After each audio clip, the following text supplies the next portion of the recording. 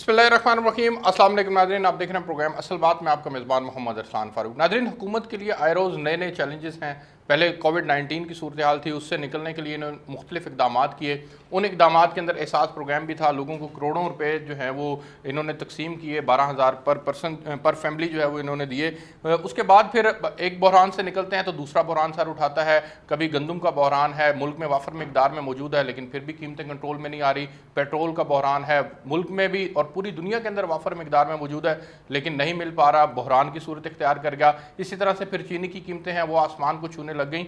ये हुकूमत एक चैलेंज से निकलती है, दूसरे चैलेंज का शिकार हो जाती है। अब इस वक्त ये सूरत हाल है कि आल पाकिस्तान ऑयल टैंकर एसोसिएशन ने मुल्क गिर एहतजाज की कॉल दे दी है। वो ये समझते हैं कि हुकूमत उनके मुतालबात उनके मुतालबात जो हैं वो नहीं मान रही, जिसकी वजह से वो सरापा एहतजाज हैं। आल पाकिस्तान अंजुमन ताजरान ने भी एहतजाज की कॉल दे दी है। इस्लामाबाद के अंदर 18 जुलाई को एक बहुत बड़ा वज़ीर-ए-आज़म हाउस के सामने ये एहतजाजी तहरीक जो है इसका बाकायदा आगाज़ करने जा रहे हैं और उसके अंदर इनका जो स्लोगन है वो बड़ा ज़बरदस्त है। स्लोगन के अंदर ये कहते हैं, हॉर्न बजाओ हुकूमत जगाओ। हुकूमत क्या सोई हुई है इनके नज़दीक? ताजरों के कौन से मसाइल हैं जिसके ऊपर हुकूमत काम नहीं कर रही? हुकूमत उनको रिलीफ देने की बात नहीं कर रही। क्या वाकई छोटा ताजर पिसता चला जा रहा है मुसलसल और बड़े मगरमच्छ जो हैं वो मजीद ताकतवर होते चले जा रहे हैं इस मुल्क के अंदर? इसके ऊपर प्रोग्राम के अंदर बात करनी है।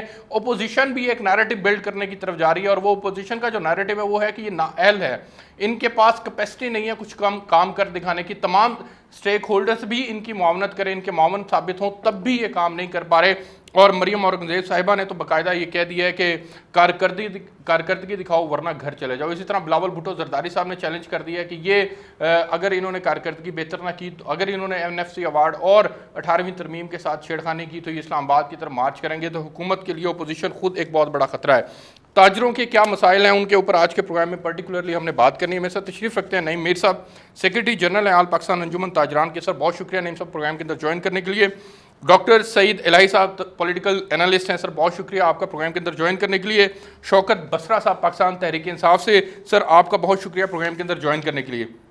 नहीं मेरे साहब, मैं आपसे आगाज़ करना चाहूँगा सर, आप क्यों समझते हैं कि आम आदमी के लिए रिलीफ का इंतज़ाम नहीं कर पा रहे जबकि इन्होंने बेशुमार इकदाम उठाए हैं? उन तमाम इकदाम में आप क्यों समझते हैं कि छोटा कारोबारी तबका जो है वो पिस रहा है? वो क्या मुतालबात हैं जो लेकर के इस्लामाबाद जा रहे हैं आप? देखिए जी, कोरोना वायरस को लेकर पहले तो एक अमूमी लॉकडाउन रहा 60 दिन का जी, और उसके बाद दुकानों को खोलने की दूसरी इजाज़त मिली और फिर बहुत से ऐसे कारोबार थे जिनको खोलने की इजाज़त आज तक नहीं दी गई और उनको तकरीबन 120 दिन से ज़ायद हो चुके हैं जी। इनमें हमारे रेस्टोरेंट्स के बिजनेसेस हैं, इसमें हमारे होटल्स हैं, सियाहत से वाबस्ता इदारे हैं, इसमें आपके मैरिज हॉल्स हैं, हमारे सिनेमा घर्स हैं, हमारे थिएटर्स हैं। ये वो तमाम इदारे हैं, कारोबारी इदारे हैं, तजारती इदारे हैं जिनको अभी तक SOPs के तहत खोलने के हवाले से कोई रायअमल तैयार नहीं किया गया। यही वजह थी कि पहले मरहले में जब दुकानें खोल दी गई तो उन दुकानों को भी महदूद अयाम और महदूद औकात के लिए खोला गया, जो कि हम समझते हैं कि मुनासिब बात नहीं थी। अगर कोरोना को लेकर देखा जाए तो कोरोना जो है वो मखसूस दिनों में तो नहीं अपना काटता ना, वो तो हर वक्त हर जगह हर टाइम पे अवेलेबल है। तो हमारा ये मुतालबा था कि दुकानों को मखसूस दिनों में ना मखसूस वक्त में काटता है, तो हमारा ये मुतालबा था कि दुकानों को जो है वो ज्यादा औकात के लिए खोला जाए और महदूद औकात ना किए जाए। उससे ये होगा कि हमारा रश तकसीम होगा। बहरहाल ये तो ईद के वो अयाम थे जब बेपनाह रश था, जब हम ये मुतालबा कर रहे थे। आज तो सूरत हाल ये है कि मईशत ऐसी बैठी है कि अब दुकानों पर महदूद औकात में भी बंदा नजर नहीं आता, दुकानें जो है वो सुनसान और वीरान पड़ी हुई हैं। बिजनेस एक्टिविटी नहीं है, कारोबारी एक्टिविटी नहीं है। और हम उसकी बुनियादी वजह ये समझते हैं कि जो हमारे बिजनेस के जो बड़े सेक्टर्स हैं जिनको अभी तक खोला नहीं गया, उनमें प्राइवेट स्कूल भी शामिल है, क्योंकि हमारे बहुत से बिजनेस जो होते हैं ना वो इन तमाम सेक्टर्स के साथ वाबस्ता होते हैं, जुड़े होते हैं और उनकी उनकी एक ट्रांजैक्शन होती है, का बिजनेस स्कूल कॉलेज से जुड़ा हुआ है, इसी तरह होता है। अब बच्चे साइकिल चलाएंगे तो टायर ट्यूब और साइकिल का बिजनेस जुड़ा हुआ है, सारे बिजनेसेस एक दूसरे जुड़े होते हैं। तो हमने इनको ये कहा कि आप फौरी तौर पर तमाम बिजनेसेस को SOPs के मुताबिक खोलें ताकि मुल्क के अंदर बिजनेस एक्टिविटी जनरेट हो, ताकि ये जो हमारा हम इस वक्त जो मईशत जो है जो शदीद दबाव का शिकार है, ये इस दबाव से बाहर आए। क्योंकि हुकूमत जो है, हुकूमत के पास तो ना वसाइल है और ना हुकूमत जो है शायद कोई अपना उनके पास कोई ठोस मनसूबाबंदी है کہ ہمیں کوئی ریلیف دے سکیں یا کوئی بیل آؤٹ پیکیج دے سکیں. تو دونوں صورتیں ہمیں نظر نہیں آ رہی. تو پھر ایسی صورت میں اگر کرونا ہے تو مارچ میں اگر پہلا کرونا کیس جو ہے وہ ہمیں رپورٹ ہو رہا ہے تو مارچ سے لے کے آج تک 4 مہینے کا عرصہ گزر چکا ہے. تو ان 4 مہینوں میں جو ہے وہ ایس او پیز ان کاروباروں کے لیے بن جانے چاہیے جو کاروبار آج تک بند ہے. جتنی دیر نئی میر صاحب کاروبار کھلنے کی اجازت موجود ہے اتنی دیر میں کاروبار نہ ہونا حکومت کی اس میں غفلت کیسے ہے؟ میں نے آپ کو بتا دیا نا کہ دیگر سیکٹرز نہ کھلنے کی وجہ بہت بڑے سیکٹرز دیگر سیکٹرز بھی بند ہے, بزنس ایکٹیویٹی نہیں ہو پا رہی. اور اس کی بنیادی وجہ یہ ہے کہ دیکھیں میں آپ کو بتاتا ہوں 3-4 شعبوں کا یا 5 شعبوں کا آپ سمجھتے ہیں 5 شعبے نہیں ہیں یہ. اچھا آپ دیکھیں ایک میرج ہالز ایسوسیشن ہیں وہ کہہ رہی ہیں کہ کھولیں آپ اپنا شادی ہال. تو کیا شادی ہال ایک انڈسٹری ہے؟ نہیں, اس سے جڑے 40-45 شعبے ہیں. اس کے ساتھ کراکری والے بھی ہیں, بجلی والے بھی ہیں, صوفہ والے بھی ہیں, پردہ کلاتھ والے بھی ہیں, ایونٹ مینجمنٹ والے بھی ہیں, ڈی جے والے بھی ہیں, اس کے اندر جو ہے فلاور لگانے والے بھی ہیں, اس کے اندر سونا, اس کے اندر زیورات والے بھی آ جائیں گے, لہنگا والے, فرنیچر والے بھی آ جائیں گے. لیکن یہ سارے پرابلم جو ہے نا یہ سب کے ایک ساتھ ہے. تو اس کو سمجھنے کی ضرورت ہے. شاید حکومت اس چیز کو نہ سمجھ نہیں پا رہی, وہ شاید ہماری کو ضد یا ہٹ درمی سمجھ رہی ہے. ہماری کوئی نہ حکومت سے کوئی ضد ہے نہ ہٹ درمی ہے. ہم ان کو یہ سمجھانے کی کوشش کر رہے ہیں کہ خدا کے واسطے ہمیں متحمل نہیں ہے, ہماری معیشت متحمل نہیں ہے کہ ہم ان کاروباروں کو زیادہ دیر تک کھول سکیں. ٹھیک ہے, میں آگے ٹھیک ہے, اس کو کھولنا پڑے گا. مجھے آگے بڑھنے دیں. سعید الہی صاحب, ہارن بجاؤ حکمران جگاؤ, سر اس تحریک کا مقصد اس وقت میں آپ کو سمجھ میں آ رہا ہے جبکہ کووڈ-19 کے حالات کا ابھی تک ہمیں سامنا ہے؟ دیکھیں, ایک پہلی بات تو یہ ہے کہ اس وقت کیونکہ پوری قوم پریشان ہے اور اکانومی جو ہے وہ سنک کر رہی ہے, یعنی ڈوب رہی ہے. کسی بلکہ دنیا کے مختلف جو بڑے بڑے اخبارات ہیں وہ ان کے آپ ہیڈنگز دیکھیں, Pakistan economy is sinking, Pakistani edge verge of disaster. ٹھیک, تو یہ وہ تمام اخبارات آپ کا احاطہ کر رہے ہیں. ملک کی بیک بون اکانومی اور کاروبار اور تاجر اور تجارت ہے. آپ یہ دیکھیں کہ جتنے انڈیکیٹرز ہیں اس وقت جو مین ہیں, ہر چیز کے انڈیکیٹر ہے نا. ٹھیک, تو اکانومی کے جو 4 بڑے انڈیکیٹر ہیں وہ نمبر 1 ہے گروتھ ریٹ, جو 6.3 سے 3.3 پہ آ گیا اور اگلے سال 2.2 ہوگا, lowest, one of the lowest in the world. Dollar 170 پہنچا ہے. ٹھیک, یہ دوسرا آپ کا انڈیکیٹر ہے کہ آپ کی اکانومی قابو میں نہیں آ رہی, ڈالر جو ہے کنٹرول نہیں ہو رہا. تیسرا ہے آپ کی انفلیشن. اچھا, یہ جو میں نے پہلے بات کی آپ کی گروتھ ریٹ, یہ 10 سال کے بعد لوسٹ پہ آیا ہے. اس کے بعد آپ آ جائیں انفلیشن پہ, تو 13% اس وقت انفلیشن ہو چکی ہے جو بڑھ کے 17 تک جائے گی, جو تباہ کن ہوگا. تو اس لیے یہ 3 بڑے انڈیکیٹر یہ بتا رہے ہیں کہ پاکستان کی اکانومی ڈوب رہی ہے. اور اس وقت تاجر جو ہیں, جیسے ابھی نعیم صاحب نے بات کی ہے کہ حکومت کی توجہ جو ہے وہ نہ تاجر کی طرف ہے, نہ تجارت کی طرف ہے, نہ اکانومی کی طرف ہے. اور آپ نے بالکل صحیح نشاندہی کی کہ جو لوگ کہہ رہے ہیں کہ اس حکومت کو آئے آج 2 سال ہو گئے ہیں, کوئی ان کے پاس ایک سمجھدار وائز یا کوئی ٹیکنوکریٹ کہہ لیں موجود نہیں ہے جو اکانومی کو روک سکے, سنبھال سکے, بڑھا سکے. اور وہ جو آپ یہ ابھی کہہ رہے ہیں کہ نہ معلوم یہ ضد ہے, غصہ ہے یا کیا ہے کہ اس ملک کی اکانومی کو تباہ کرنے پہ تلے ہوئے ہیں. سر یہ مینجمنٹ نہیں ہے کرونا کے اوپر, اس کا زور توڑنے میں یہ لوگ کامیاب ہو گئے, انتظامی بنیادوں کے اوپر انہوں نے فیصلے کیے. زور توڑنے کامیاب نہیں ہوئے. دیکھیں کرونا کا پوری دنیا میں ایک گراف ہے, اس کے مطابق چل رہا ہے. امریکہ میں, برطانیہ میں, اقدامات کو آپ ایسے تو نہ سیٹسفائڈ کریں بالکل ہی. دیکھیں میری گزارش سن لیں, کرونا کے معاملے میں حکومت بالکل ناکام ہوئی ہے 3 وجہ سے. پہلی بات میں اس میں بھی انڈیکیٹرز بتاتا ہوں میں آپ کو. سب سے پہلے کہ جو کیسز اور ڈیتھ اور یہ سارا کچھ تھا اس میں حکومت سے کچھ نہیں ہوا, حکومت نے کوئی دوائی دے کے نہیں روکا. اچھا, دوسری بات یہ ہے کہ جو لاک ڈاؤن کیا, جہاں جہاں لاک ڈاؤن مؤثر ہوا وہاں پہ رزلٹ بہتر ہو گئے. دوسری بات, ہسپتالوں میں سینکڑوں ڈاکٹر, نرسز اور پیرامیڈیکل بیچارے شہید ہو گئے. ان کو نہ PPEs ملے, نہ پروٹیکٹیو سامان ملا, نہ ادویات ملی, اور غریب آدمی کے لیے ڈیکسامیتھاسون جو 4 روپے کا انجیکشن ہے وہ نہیں ملا, شارٹیج ہو گئی. اس سے بڑی نااہلی کیا ہو سکتی ہے کہ 4 روپے والا انجیکشن نہیں مل رہا. اور آپ حیران ہو گئے کہ ایک تصویر چھپی تھی کہ ایک صاحب 500 انجیکشن گورنر صاحب کو پیش کر رہے ہیں جن کی مالیت 8,000 روپے ہے, اور اس کے ساتھ وائس چانسلرز, پرنسپل, پتہ نہیں کون کون کھڑے ہوئے تصویریں بنا رہے ہیں, جیسے بنگال کا شیر مار کے تصویر بنائی جاتی ہے. تو اس میں حکومت ناکام ہوئی ہے.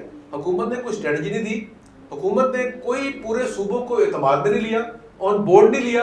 اور ابھی اس وقت صورتحال یہ ہے کہ کرونا سے جو ہلاکتیں ہو رہی ہیں وہ 75-80 ہو رہی ہیں، اور جو رپورٹڈ کیس ہیں وہ 2000 ہو رہے ہیں. ٹیسٹنگ بند کر دی گورنمنٹ نے. پہلے ٹیسٹنگ ہو رہی تھی تو 15000 کیس ہو رہے تھے اور ڈیتھس جو تھی 100 تھی. نہیں اب بھی 21-22 ہزار ٹیسٹ ہو رہے ہیں. آج ہی کی لیٹسٹ جو ہے وہ اس میں پھر 60,000 ٹارگیٹ انفیکشن ریٹ جو ہے وہ 2000 کے قریب آ گیا ہے. پہلے جو 3400 4000 کے قریب تھا، 3500 کم ہوئے ہیں، 60,000 سے 12,000 پہ آئے. وہ ٹیسٹنگ کی ریشو پہلے 24-25 ہزار تھی اور انفیکشن ریٹ 34-3500 تھا. اب اس وقت جو انفیکشن ریٹ جو ہے اور میں پورے پاکستان کی بات کر رہا ہوں. پورے دوسری بات یہ جو آپ نے بھائی میں نے بات کی کہ دیکھیں اس وقت جو کرونا سے ڈیتھ ہو رہی ہے وہ تو ہو رہی ہے، لیکن یہ میں آپ کے پروگرام میں خاص بات کر رہا ہوں کہ اس وقت پنجاب کے تمام ہسپتالوں میں ادویات ختم ہو چکی ہیں. ان کا کوئی بجٹ نہیں ہے، کوئی ان کی اپروول نہیں گئی تھی، نہ ان کے کوئی ٹینڈر کھولے گئے تھے، نہ وہ خریدی گئی ہیں. لوکل پرچیز تک بند ہے، اور اس وقت جو باقی ڈیتھ ہو رہی ہے وہ رپورٹ نہیں ہو رہی. ٹھیک ہو گیا. مجھے شوکت بسرا صاحب کی رائے لینے دیں.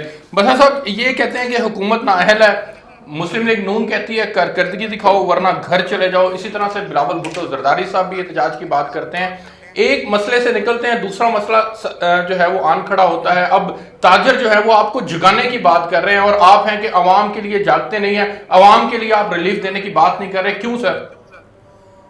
پہلی بات تو یہ ہے کہ مجھے دنیا میں کوئی ایسی پارٹی دکھا دیں، اس کا لیڈر دکھا دیں، حکومت دکھا دیں جو تاریخ میں پہلی بار حکومت میں آئی ہو اور آتے ہی اس کو پہلی بار موقع ملے تو اس کو 32,000 ارب کا قرضہ ملے، ہر پیدا ہونے والا بچہ 1.5 لاکھ کا مقروض ہو، اور تمام ادارے کوئی ایک ادارہ میں چیلنج کے ساتھ کہتا ہوں کہ تمام ادارے نقصان میں ملیں، ایک ادارہ منافع بخش نہ ہو. اور دوسری اس کی صورت یہ ہو کہ پاکستان قرضوں میں ڈوبا ہوا ہو اور جتنے بھی دوسرے سیاسی پارٹیاں تھیں، خواہ وہ پیپلز پارٹی تھی، خواہ تحریک نون لیگ تھی، ان کے تمام لیڈر جو ہیں ان کی چاروں بر اعظموں میں جائیدادیں ہوں، پراپرٹیاں ہوں. تو آپ کو سمجھ جانی چاہیے بات کہ ان لوگوں نے جو آمریت تھی یا یہ 4 باریاں لینے والے تھے جو پاکستان چھوڑ کے گئے تھے، وہ کس حالت میں ہمیں دیا گیا. اچھا اب مجھے بات نعیم میر صاحب کا، تو مجھے نہیں پتا یہ کون سی تاجر کمیٹی کو یہ ریپریزنٹ کرتے ہیں. آل پاکستان انجمن تاجران کے جنرل سیکرٹری ہیں سر یہ. نہیں یہ کسی کے بھی نہیں ہے. یہ صرف چونکہ ان کا ہارن جہاں سے بجتا ہے آپ کو بھی پتہ ہے یہ کن کے لوگ ہیں، ان کا کیا ایجنڈا ہے. میں ان کی بات ہی نہیں سمجھ سکا. ان کی بات کو پتہ کیا کر رہے تھے وہ شادی حال نہیں کھل رہے اس لیے میں احتجاج کرنے جا رہا ہوں. بھائی آپ کا اگر آپ پاکستان تاجران ہیں، شادی حال سے آپ کا کیا تعلق ہے؟ ان کی اپنی تنظیم ہوگی. اچھا پھر انہوں نے کہا وہ سکول نہیں کھل رہے میں تب احتجاج کرنے جا رہا ہوں. بھائی ان کا پرابلم یہ ہے، یہ ان لوگوں کو چونکہ ان کا نہ کوئی تاجروں سے تعلق ہے نہ یہ تاجروں کے نمائندے ہیں. یہ سر جس انڈسٹری کو آپ نے بند کیا ہوا ہے اس کا پیچھے تاجر برادری سے کوئی تعلق نہیں ہے، تاجر ہی تو چلاتے ہیں سر اسے. نہیں سکول ایسوسیشن والوں کی اپنی ایک آرگنائزیشن ہے، آپ کی شادی حال والوں کی اپنی ایک آرگنائزیشن ہے. ان کا یہ جو سو کالڈ ایک آپ تنظیم کی بات کر رہے ہیں اس سے کوئی تعلق نہیں. بسرا صاحب شادی حالوں کی مثال لے لیں صرف. سر مجھے یہ بتائیں کیا کرسی والی سند اس کے ساتھ جڑی ہوئی نہیں ہے؟ کیا ڈی جے کی سند اس سے جڑی ہوئی نہیں ہے؟ وہ مارکیٹ سے میٹیریل پرچیز کرنے جائیں گے تو تاجروں سے ہی لیں گے نا. وہ میری بات کو سمجھنے کی کوشش کریں کہ یہ جو نعیم میر صاحب ہے مجھے یہ بتا دیں ان کا کون سا الیکشن ہوا تھا، کن نے ان کو الیکشن میں جتوایا تھا، کہاں یہ نامزد ہوئے تھے، مجھے ان سے پوچھ کے ذرا بتائیے اور واٹس ایپ بھی کر دیجیے گا. اور دوسری بات آپ ان کا ایجنڈا نکال لیں. پچھلے 5 سال جنہوں نے یہ پاکستان کا بیڑا غرق کیا، جو لوٹ لاٹ کے اس وقت کوئی لندن بیٹھا ہے، کوئی فرانس بیٹھا ہے، کوئی یہاں کوئی وہ گولے والا، پاپڑ والا، ٹی والا، وہ مجھ والا، بھینس والا، کٹے والا، یہ ان کی نمائندگی کرتے ہیں. تو یہ ان کو ہی نمائندے ہیں. اس لیے ہمیں ان کا ہمیں پتہ ہے. اللہ تعالیٰ ان کو صحت دے. یہ ویسے بھی گرمی بہت زیادہ ہے آج کل، ان کا ٹیمپریچر بھی ٹھیک نہیں سر. آپ نے ان کی سنسیریٹی پہ سوالات اٹھا دیے. اچھا میں اوپنلی کہہ رہا ہوں یہ ان کا کسی نمائندہ جماعت سے تعلق نہیں ہے. یہ ایک شر انگیزی پھیلانے کے لیے آتے ہیں.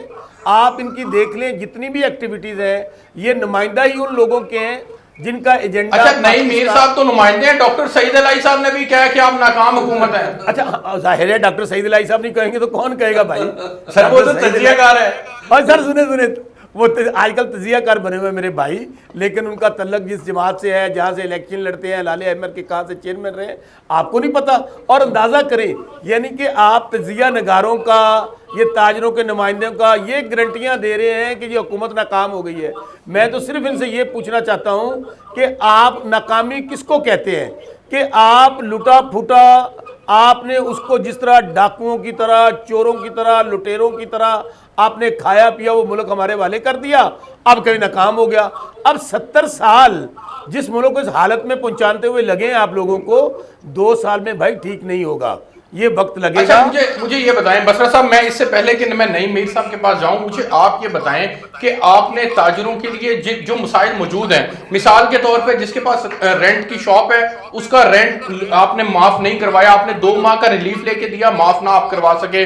آپ نے سستے قرضوں کی بات کی، آپ نے بینکوں سے ابھی تک تاجروں کو سستے قرضے نہیں لے کے دیے تاکہ وہ اپلفٹ ہو سکیں. آپ نے تاجروں کے لیے کیا کیا ہے ذرا یہ تو بیان کریں.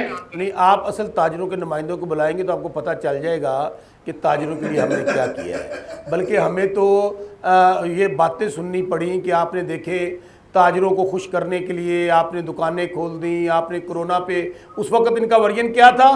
دیکھیں ہم مر رہے ہیں، ہماری دکانیں کھول رہے. یہی نہیں میر صاحب سے جو لکھ لکھ کے کاغذوں کو بھی دے رہے تھے کہ جی ہم SOPs کا کھولیں گے، ہم فلاں کریں گے. آج جب یہ سارا کچھ کھل گیا، اب کہا جی انہوں نے ہمارے لیے کیا کیا ہے؟ میرے بھائی آپ اصل تاجروں کے نمائندوں کو بلائیں، ان سے یہ پوچھیں ان کا صدر کون ہے. میں نے ان کا صدر کبھی نہیں دیکھا کہ کسی ٹاک شو میں آیا ہو. اچھا یہ جنرل سیکرٹری صاحب جو تشریف لاتے ہیں آل پاکستان، میرے خیال میں 10 کو آل پاکستان تو میں نے سنی ہوئی ہیں جن کے الگ الگ جنرل سیکرٹری ہیں. اس طرح سے چلیں اب مجھے بریک پہ جانے دیں، میں نعیم میر صاحب کے پاس آتا ہوں. جی پروگرام کے اندر ایک بریک شامل کرتے ہیں. جی بریک سے واپس آتے ہیں تو پھر نعیم میر صاحب سے جانتے ہیں کہ وہ کون سی تاجر تنظیموں کے صدر ہیں. پاکستان تحریک انصاف جو ہے وہ تو بالکل ماننے کے لیے تیار نہیں ہے، ایجنڈا بیسڈ کہہ رہی ہے. بریک لیتے ہیں، پروگرام میں میرے ساتھ رہے گا.